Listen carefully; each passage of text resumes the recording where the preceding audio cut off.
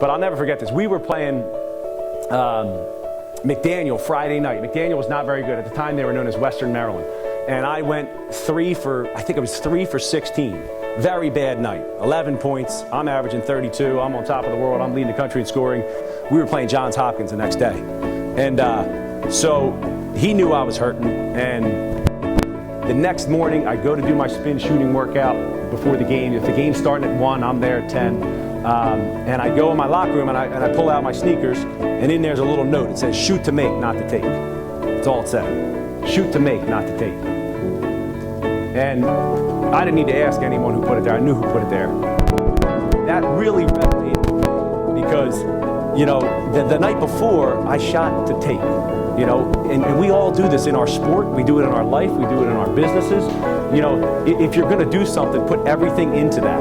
And the concept of shoot to make, not to take resonated so much with me because when you're shooting the basketball, if you're in any type of skill acquisition, if you're trying to get better at a skill, the best players, obviously, I could teach you how to hit a baseball, okay, and I can teach you how to shoot a basketball. But unless you take ownership of that and work on it by yourself, you're not going to get better. And the best players, the best shooters, the best golfers are able to connect their mind to their body.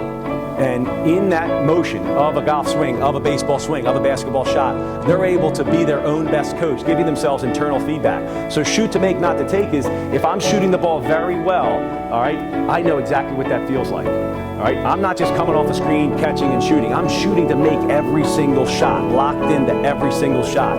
And the only way to do that is to lock into every single shot at practice. Okay, and connect your mind to your body. Shoot to make, not to take in the context of prayer is my prayer life took off because I was focused on what I was saying.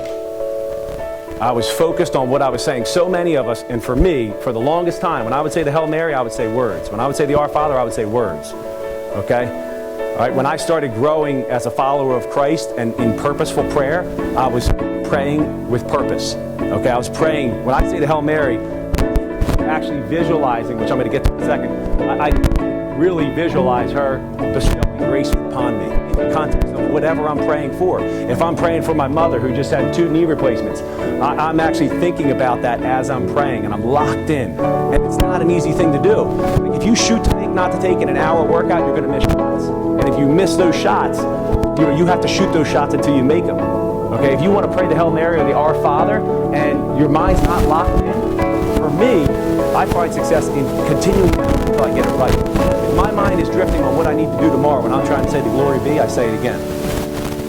So the same discipline on shoot to make, not to take, being locked into the rim and being locked into your body, I took that and I used that in my prayer life as well.